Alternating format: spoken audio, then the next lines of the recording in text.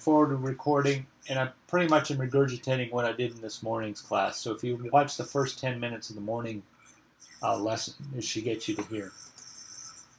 The prerequisites for the course are fluid mechanics and the hydrology class that I think you've just had. You either had it over the summer or last spring.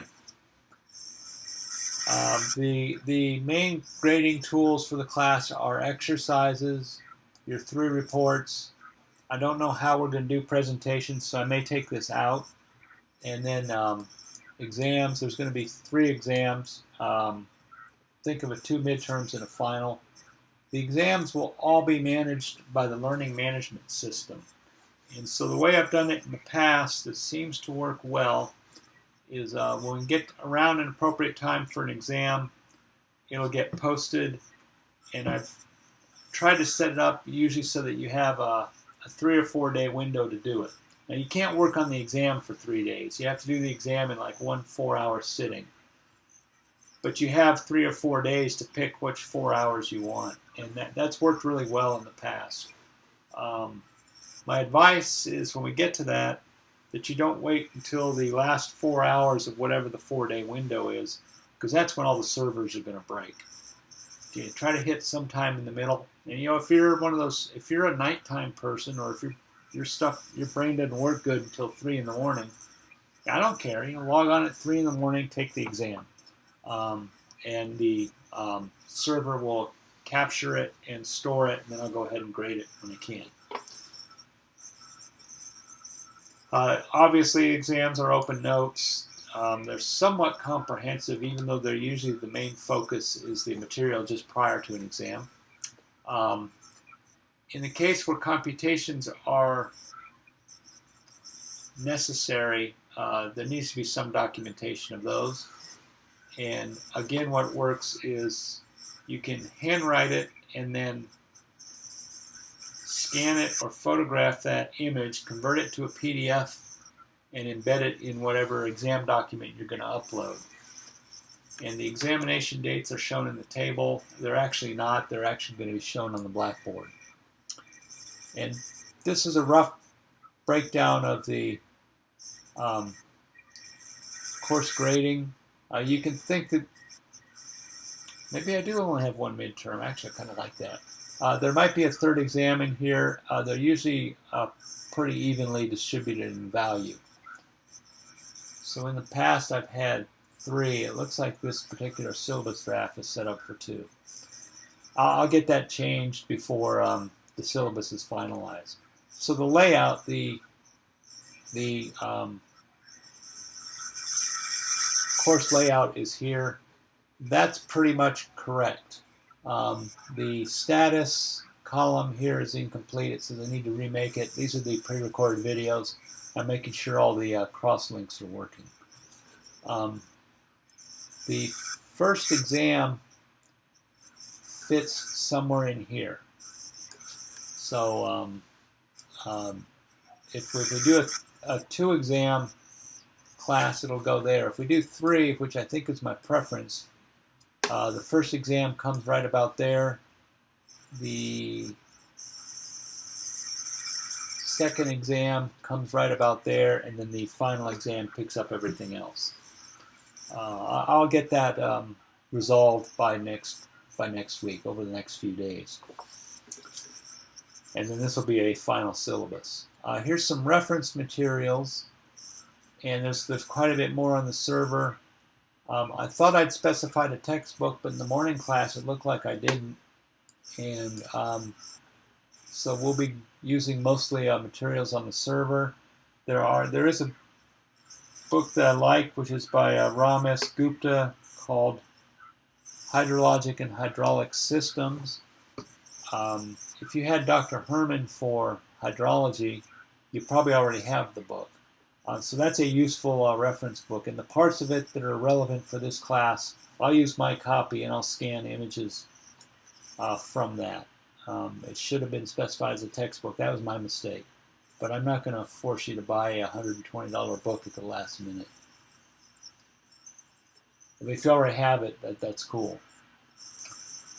So that's our syllabus review. and then I'll set up to do some more presentation.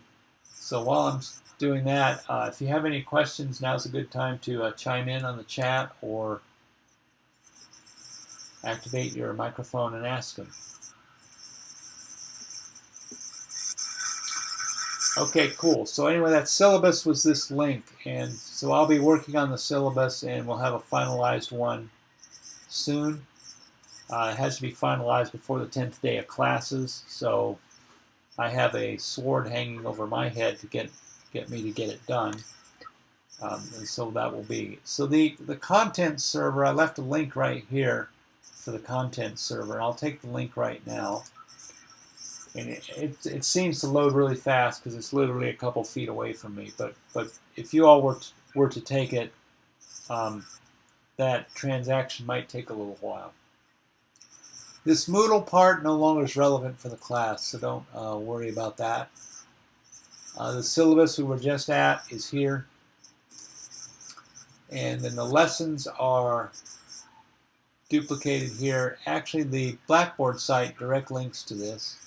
And so, for example, we're in lesson 1, and we're looking at these lesson notes, and we're doing this one. Part 1, the mode, the management, who am I, and so forth. And actually, we're going to come back to this in a minute.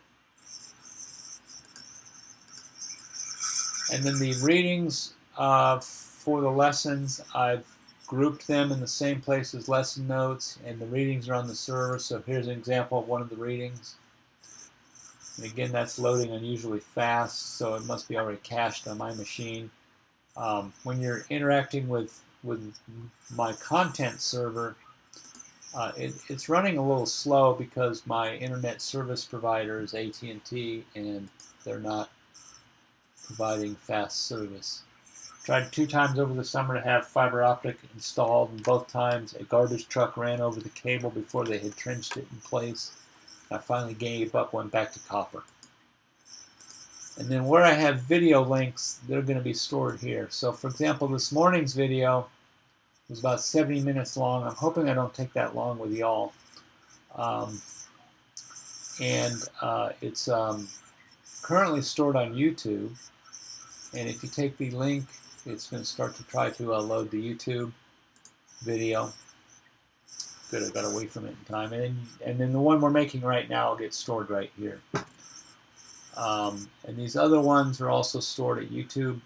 I intend to actually store everything on the engineering media site, but currently there's 90 other videos already queued for upload, and so I gave up. I'm not even going to try. We'll do that later in the semester. I'll do it when the workload on the system isn't as high. The advantage of the media site really is that you only have to log in once. The YouTubes are public, but I store them as unlisted videos, which means unless you have the link, nobody's going to find it by accident.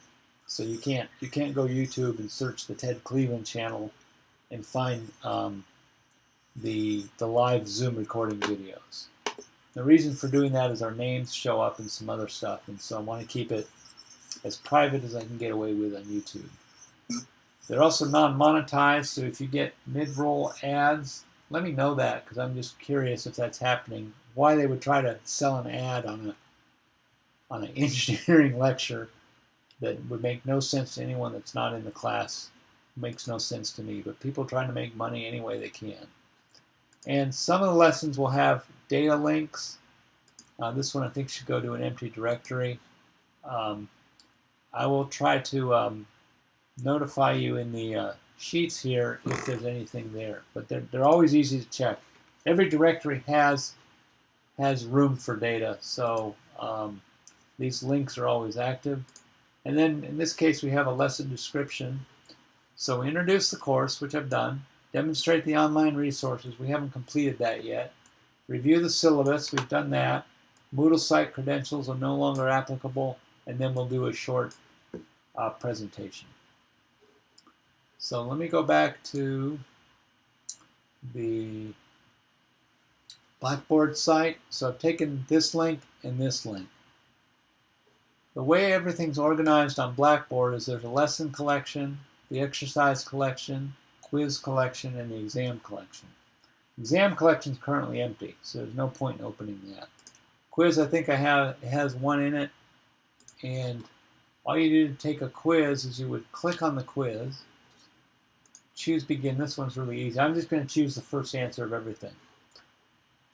And then you read the question and answer the question. And this one says, based on the internet search. You'll have to do the internet searches ahead of time. The quiz, you have an hour to work on.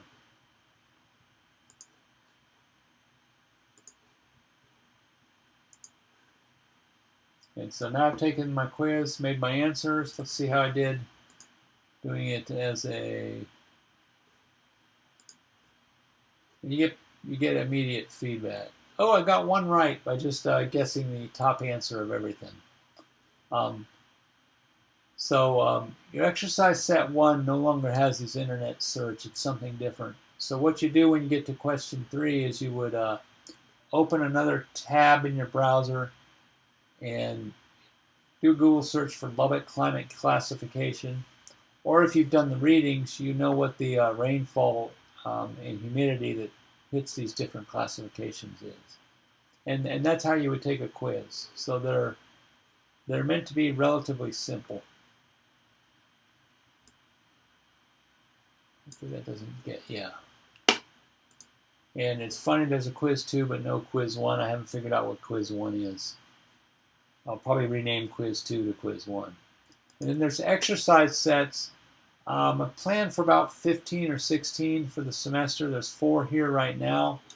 And these are handled in a slightly different way. You would go to the assignment, even though 1 is 2 and 2 is 1, because I just rechanged them. I don't have these rechanged. So your first exercise is Los Angeles Aqueduct History. You're asked to read this article. And then when you've read the article, prepare a brief summary, describe what the Los Angeles Aqueduct is, list the different types of conveyances and hydraulic machines that are used, and then conclude with a comparison of the aqueduct to a large diameter gas pipeline. And the purpose of this exercise is to kind of get your mindset into the reading and writing part of water systems design, because we're going to be reading and writing quite a bit during the semester. And one of the things about water systems design is we don't do a lot of novel stuff. We use novel materials nowadays and novel construction techniques, but the conceptual technology is hundreds of years old, and we would be fools to reinvent the wheel every time, so we don't. And that's the purpose of this reading and writing exercise. And then when you're done, you would upload it as a PDF. That's my recommended file format. And then you attach the file here and you submit it, and you're done. And all these have due dates that are stored on the Blackboard, so I will not explicitly remind you. For example, that first exercise is due this coming Sunday. The next exercise is due Sunday, September 6th. The next exercise actually has a pretty high point value. It's not intellectually hard, but there's a little bit of work involved, so you get rewarded for that. And the first 4 exercises are already preloaded, and there'll be more as I get them completed. Okay, the last part on going over the resources is EPANet is one of the softwares that we're going to use, and SWIM is another one.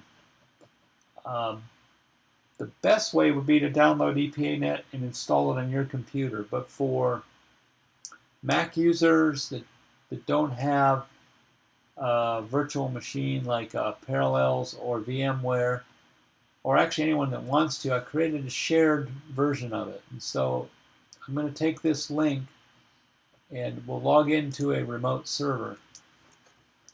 The thing to remember about shared is that everybody can see it. So you're going to need to explicitly identify your files so that you can find them later on. It's running kind of slow right now. And you should get this warning message. It's an insecure connection to a remote server, so don't send anything valuable there. The login ID for the EPANet is lowercase VNC hashtag ONE, VNC1. Hit return, and you get this desktop, and your EPANet files are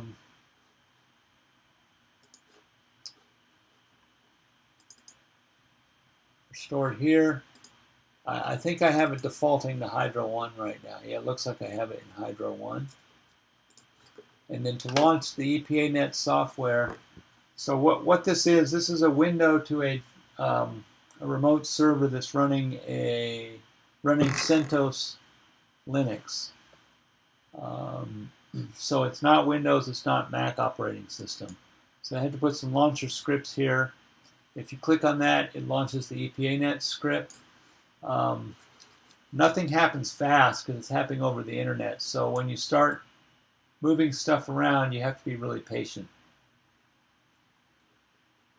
So I intentionally move that slowly. Depending on your network speed, this can be a reasonably tolerable experience or extremely unpleasant. We'll open a example. Let's open exercise 9, whatever that. I'm picking a different one. Choose open. Let's see if we can find the backdrop. And it just opened an EPANet file that's already been built. And then you run it by clicking the lightning bolt. It says the run was okay. I don't think this one actually has very interesting data. We'll just turn the pressure on, and so it has pressure by different colors. We can go back to a more sophisticated one, and then we have to find the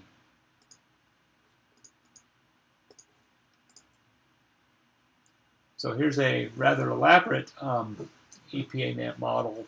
This is a hypothetical model for Eagle Pass, Texas, and I run it. It's now run, and we'll go ahead, and I've got the pressures represented by colors. We can let it animate the simulation. And during the semester, you're going to build models like this. You have a homework assignment actually where you're going to examine this particular model and come up with some design changes to improve the performance. Okay, so that's the EPANet thing. And I'm going to exit it. Actually, I'm going to go to Save As. When you go to Save As, what you want to be sure is that you're saving into the directory Home, Hydro One, Desktop, EPANet. Well, actually, EPANet Files is on the desktop. It's this directory. As long as you're in that, you'll be able to find the file again. If you go outside that path, finding the file could be quite difficult. I don't want to save. Let me cancel that. And I'll now exit.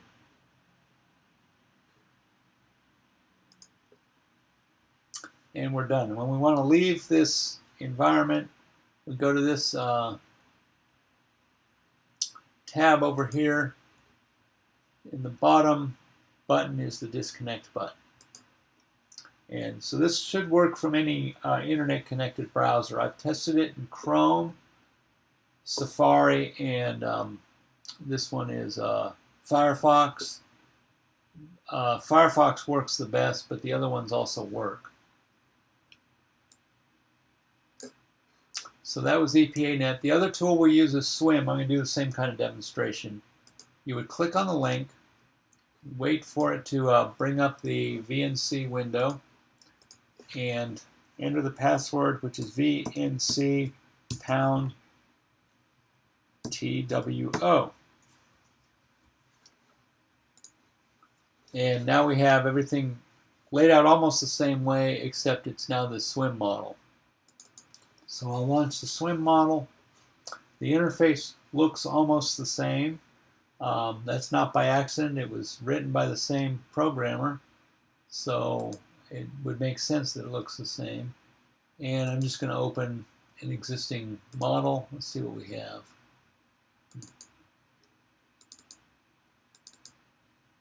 No, that's probably a stupid model, but that's definitely stupid.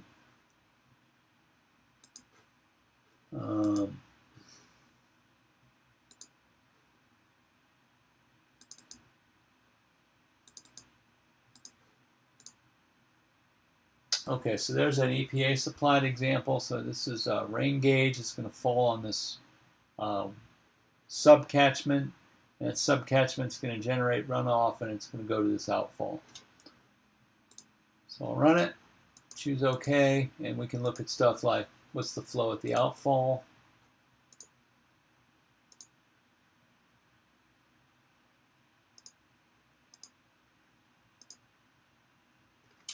And so that's whatever the outfall flow is, and it actually doesn't make much sense until we look at the precipitation that came in.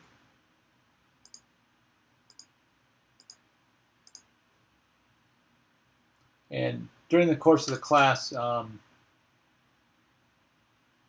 going to crash it.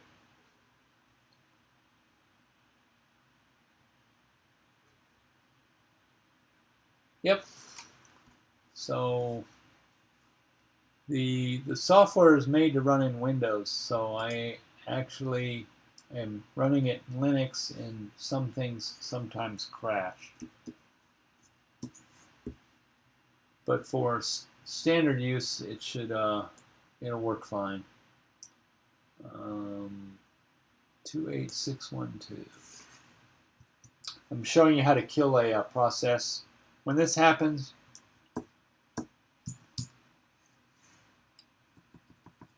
we kill the process. The command is bring up that terminal window and choose kill. I use top to find the process, and then you choose kill 28612, and it successfully kills it. Doesn't save anything, so we've just killed the process. So that's going to happen to you sometimes with Swim. Swim is a much more complicated program than EPANet, and especially when we're trying to do graphics rendering, it'll lock up like that. You just have to kill the process. So I try to remember before I do any graphics processing in Swim to save the input file, because it's trivial to rerun the program, but it's really frustrating if you have done a lot of work and you haven't saved the file and you have to kill it because it destroys everything. And then again, to exit this environment, we exit that way, can close it. And those are the two options. So those are intended if you can't download and install it on your own machine. And if you're a Macintosh user using Catalina, I had a bunch of Macintosh builds for Swim and EPANet. They worked great for almost 5 years, and then Apple released the new operating system and broke everything. And I can't rebuild them because the software I used to build them has not evolved with the Catalina operating system yet. It's probably going to be another year or two before that open source project gets it done. So the best option, in my opinion, is to buy a PC. The second best is to do what I did and cobble some stuff together. These are provided as a way to have the functionality you need for this class. The last link I want to take is something called an online toolbox, and this is little web tools that run on server. So if we need to get water properties, we can do that, and it gives us a water property and the machine name, will either come up as MacBook Pro or Atomic Kitty. That way you know it worked right. And if any of the data entry is wrong, it just doesn't work. It says there's a server error, contact the administrator. That usually means you have a data input error. Some of these that don't have dates by them haven't been checked yet. And one that's going to matter for the second exercise is the contour map tool. I'm going to pick one that's already there. Actually, this one looks fun.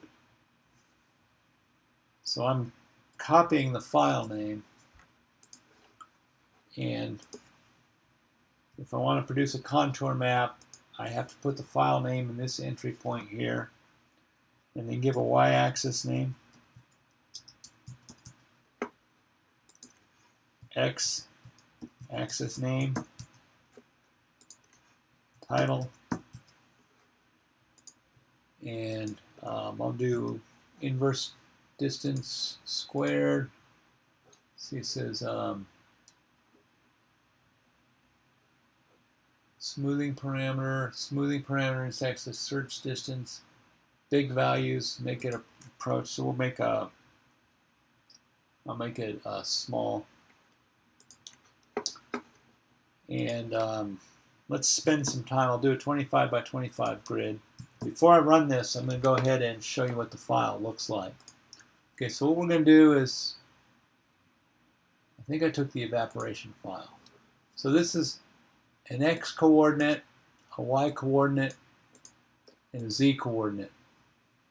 And so the file, there's quite a bit of those. You know, x is ranging from 3 to around 13, and y is going from 36 to 25. So those look like degrees, latitude, degrees, longitude, and then these values are values. And so what we're going to want to do is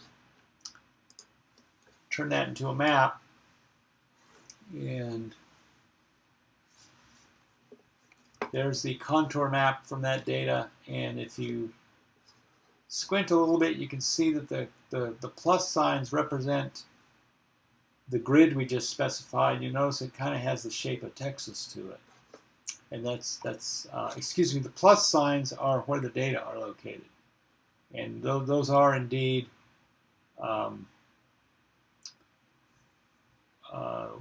4-kilometer cell centers for Texas. So there's the Gulf Coast down here, and it produces this contour map.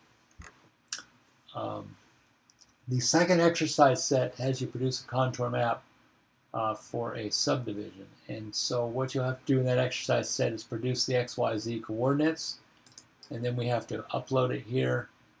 And I'm trying to remember what the username here. So the username is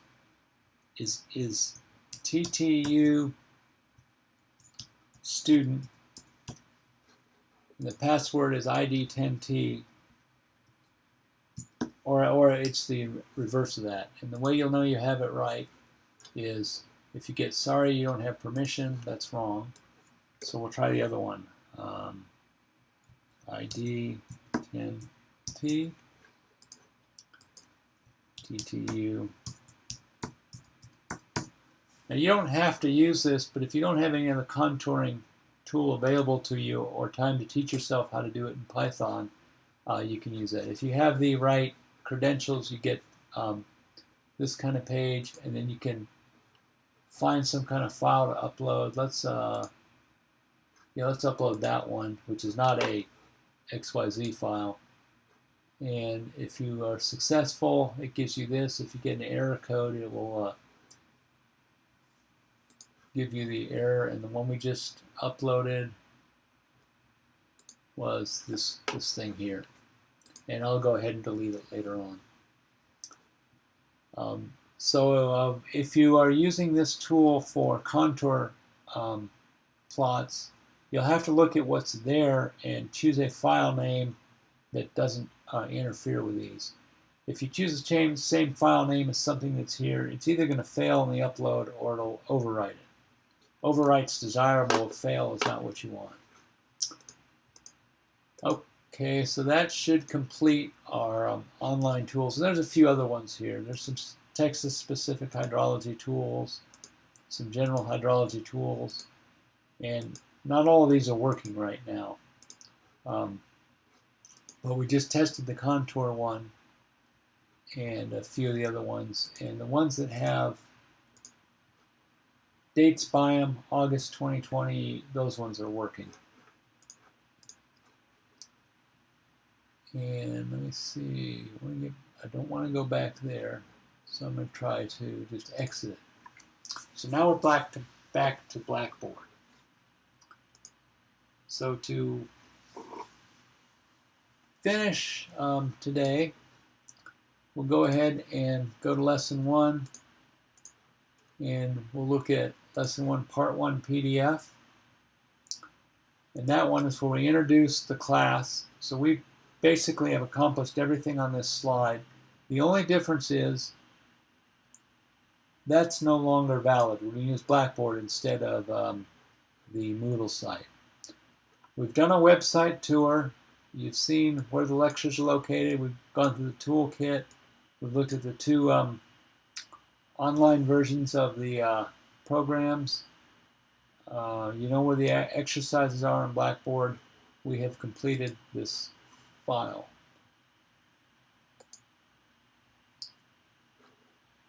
The next one is actually based on some readings.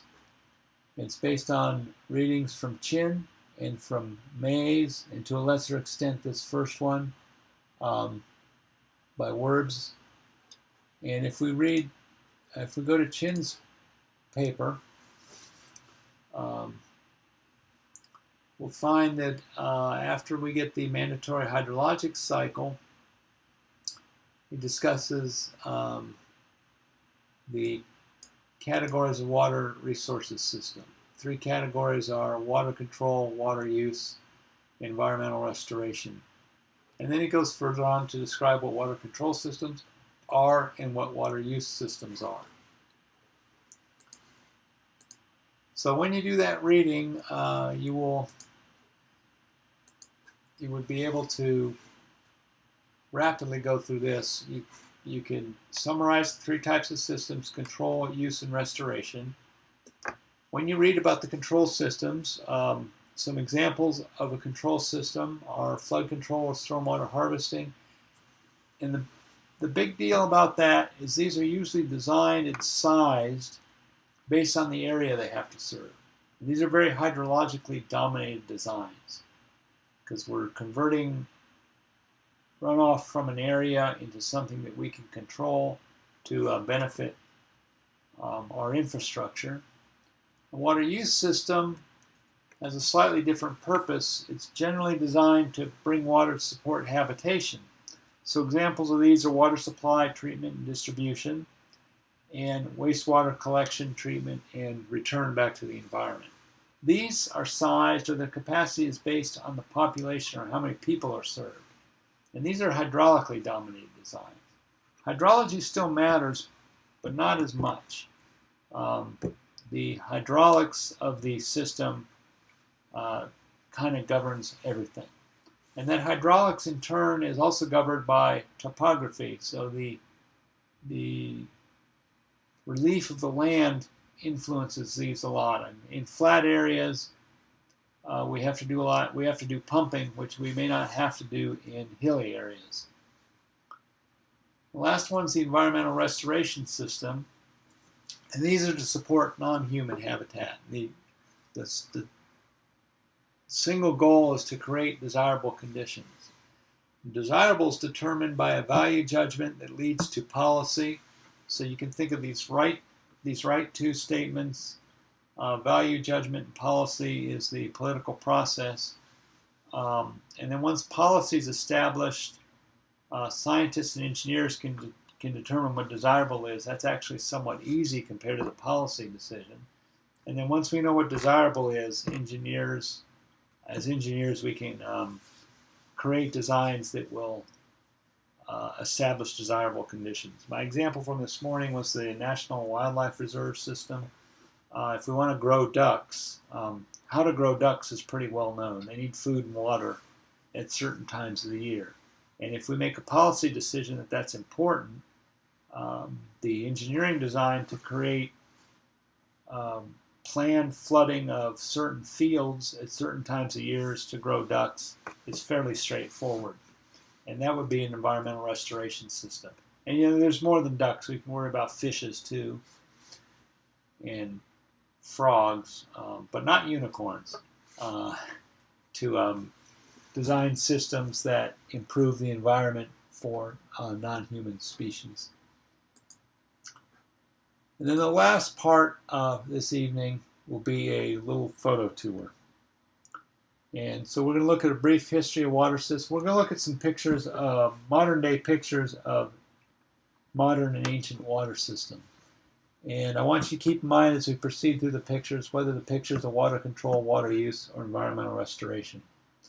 So the first one we'll go is to the Delphi, Greece, which was the site of the Oracle, which predates both the Delphi programming language, which the EPANet and the SWIM interfaces were written in, and the Oracle Software Company, which is a big database company.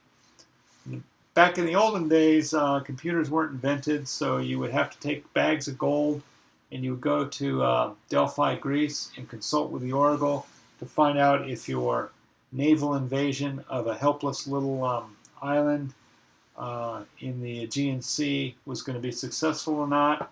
And you pay the Oracle, and the Oracle would sit there and be wise and go, oh, yeah, it's going to go good. You got 600 ships, and they only got 40 people. Yeah, you all should come out okay on that. And I would imagine in ancient times there were probably elaborate buildings around here. What's left is this stone wall, and the springs come out of this cliff, and they're collected in a pool here and diverted eventually to a pipe so that you can drive up and fill your water bottle with magical Delphi, Greece spring water, which I would be cool. If I was there, I'd like to do that.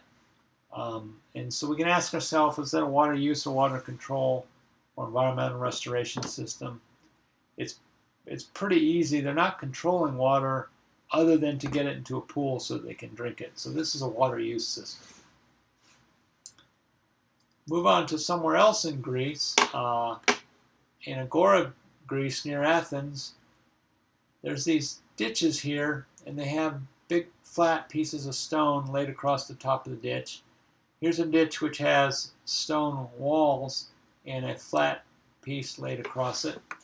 And clearly that's so you can walk across the ditch while it has water in it and not get your toga wet. Because there's nothing more embarrassing to a Greek nobility than a wet toga. They didn't have Tide and other and Downy fabric softeners, so when you got stuff wet, it just wrecked it. We come to a modern crossing, which conceptually is not much difference. We have these stone walls on the side to keep water here, and we have these stone tablets on top to allow us to drive across the water. The scale is considerably different because we have the ability to use liquid rock known as concrete, which really wasn't available in ancient Greece. But they're performing the same water system's purpose. They are controlling the water so that we can walk around and engage in commerce without getting our togas wet, or in this case, our entire car. So that's a water control system, an example there. These set of pictures, the left one is, I think that's in Italy, but it could be Greek. The middle one's Seattle, and the right one is somewhere in the Balkans from the 1970s. So the left one, we see these toilet seats. So this clearly is a wastewater collection system. And in the olden times, waste material was actually a valuable resource. Feces was used as fertilizer, and urine was collected and dried, and the urea crystals were used to set dyes into textiles.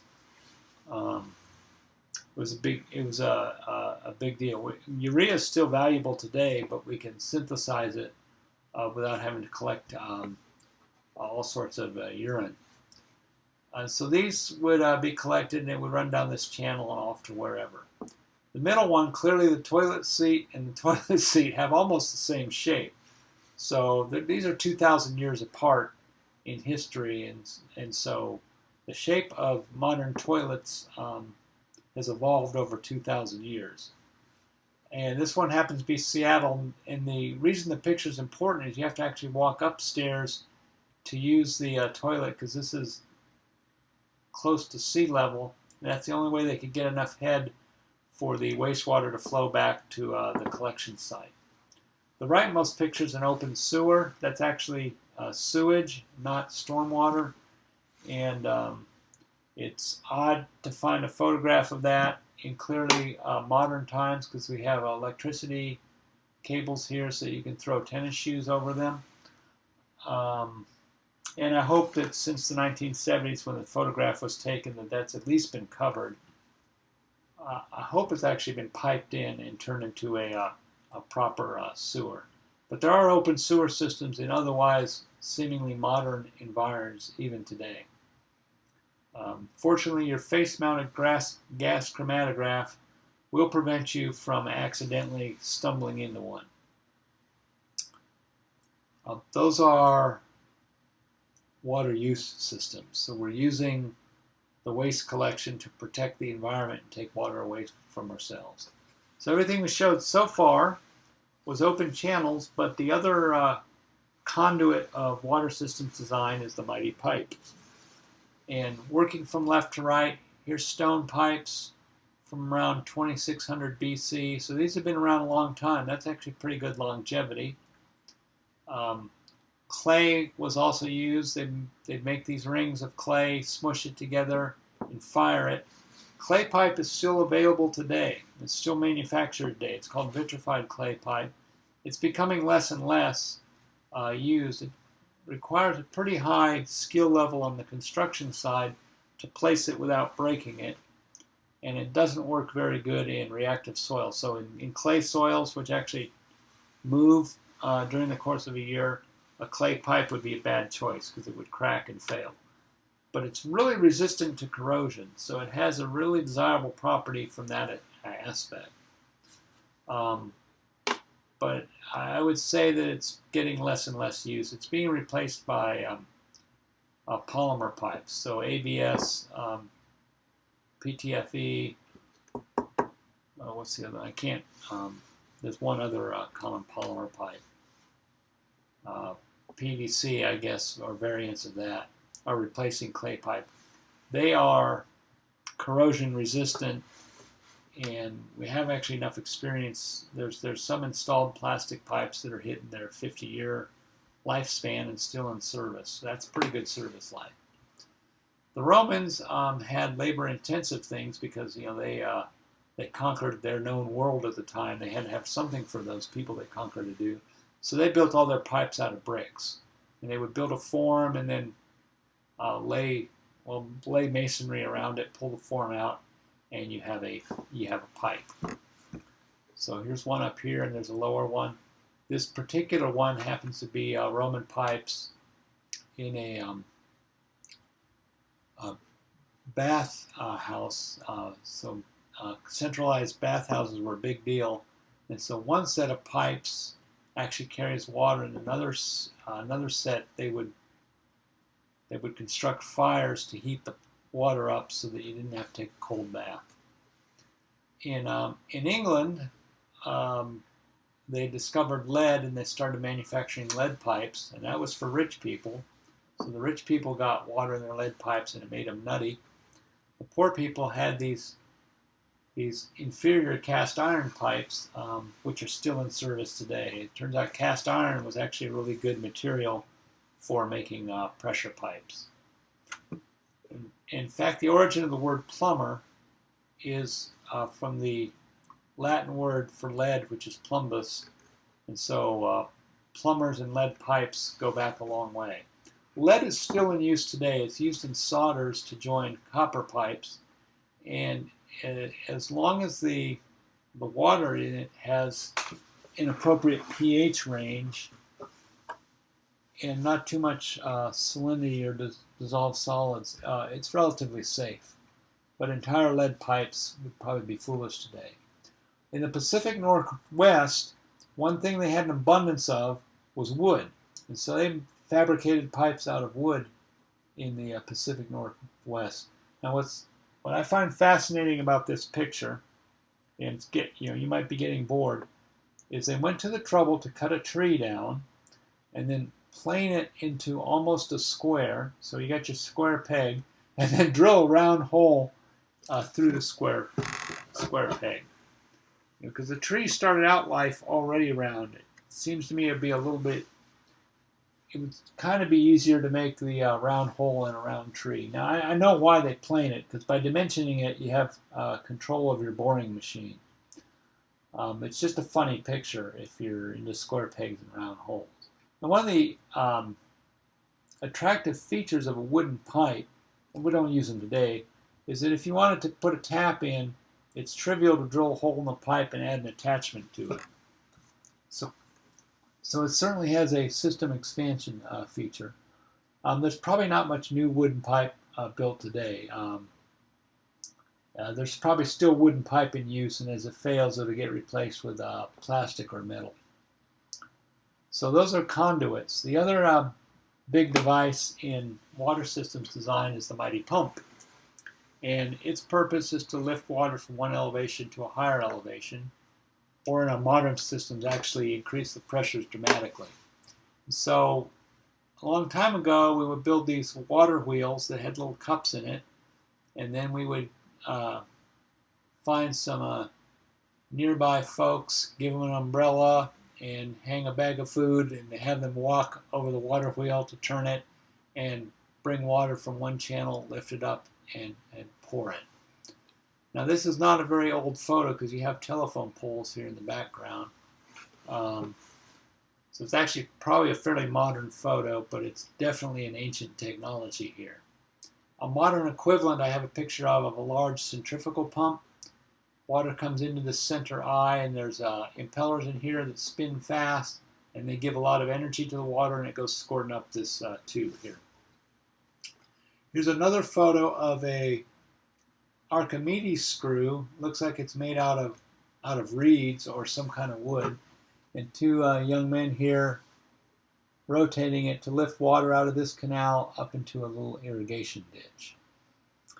And the modern engineering equivalent of this photograph are these large Archimedes screw pumps. This is a photograph from a hurricane protection barrier, which maybe 20 hours from now we'll get to see some service with Hurricane Laura headed towards Louisiana, Texas, Gulf Coast. If you have family there, call them tonight, because tomorrow they're going to be under a lot of rain. And so these are pumping systems, and they're a very integral part of any water use or water control system. The last thing we do is we have to store water. So we can store it in clay pots like they did back in Pompeii right before the volcano. And these clay pots have these lips on it, so you could tie 2 pieces of wood and 4 people could move the clay pot around. So the volumes here are such that could be moved by 4 people. If you don't have to move it, you can dig a hole in the ground, and that's called a cistern. And this particular cistern has stairway, so that as the water level changes over the course of the year, you can walk down the stairs and fill your bucket up and walk back up. The modern equivalent of this stairway are these intake tubes here, and this is a photograph of Lake Mead in the lower left-hand corner outside Las Vegas. You know it's a relatively old photograph because the bridge isn't here yet. There's now a bridge right about there where the cursor's going back and forth. And these intake towers have intakes at different levels. So as the pool elevation of Lake Mead changes over time, mostly goes down, it can chase the water going down and bring intakes into the dam. These go to powerhouses. There's one here you can see, and when they're generating a lot of electricity, there's water squirting out here. it's generating electricity in this photograph, but it's probably at a relatively low rate, and so they don't have to waste the water out of the high volume penstocks. So this hole here is an emergency spillway, and there's another one over here. The emergency spillways have been used for real emergencies once since this dam was built, and a couple times for testing, initial testing, and they did some in the 80s, a controlled release, and then there was a big storm where it actually had to run as emergency spillway. And most of the rock tunnels were pretty damaged by the water, and they almost lost one. I think they almost lost this one, which is on the Arizona side. If you've never been there, these holes in the ground are huge. I'm convinced you could fly an airplane into them, not very far. The wings would hit the sides eventually, be like Guardians of the Galaxy, Earth version. But that's how big these holes are. So water engineering often builds really big things. And then concluding the storage, the modern equivalent of these water storage jugs in Pompeii are either tanks that we build at grade on the ground, or we build tanks and put them up in the air. Now the purpose for putting them up in the air, there's two main benefits. The most important reason is it gives us a huge canvas to put the name of our high school football team. For example, the Progresso Red Ants, or my favorite, the Port Lavaca fighting sand crabs. Nothing more terrifying than a fighting sand crab. We also get some energy by storing it up in the air, and we can control our pressure zones, which is the hydraulic reason, but I like the idea of putting it up there to paint things on. In this slide are some notable big systems and these URLs. These are not links. You'll have to actually copy this and paste it into your browser. But there's some pretty large systems throughout the world. These are mostly US-centric. Los Angeles Aqueduct, you're going to read about that and do homework on it. Central Valley Project, which is also in California. Salt River Project in Arizona, and get an idea of the scale of water systems projects. These are big stuff. The Tennessee Valley Authority, which is on the East Coast, and then the biggest thing on the planet, which is the Three Gorges Project in China. The pool stores so much water that the weight of that water actually changes the shape of the earth.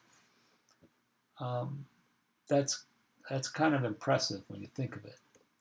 And then a few other systems, and these are water distribution systems. So the Las Vegas Water Authority in New York, those are both interesting water systems. And I picked one in Europe and France, which has an unusual water system that's worth a visit. And then Berlin, Germany has an interesting water system. Turns out Berlin, Germany is actually in a swamp, so the water system has to dewater the land as well as bring them water to drink. That's worth a visit. And that concludes this part of today's lesson. I believe I hit all the important parts, and if there's no questions, I will end the phone call quite soon. So, are there any questions? Well, if there are no further questions, then good night, everybody, and I'm glad you were able to attend, and we will do this every Tuesday and Thursday for the semester. The scheduled meetings is also going to include November 26th, which is the day after Thanksgiving. We won't meet on November 26th. It's just a pain in the butt to schedule a recurring meeting and then take a single instance out. So you can ignore that one for sure. If there's no questions, then I'm going to go ahead and end the meeting. Thank you very much, and have a good evening. Bye-bye.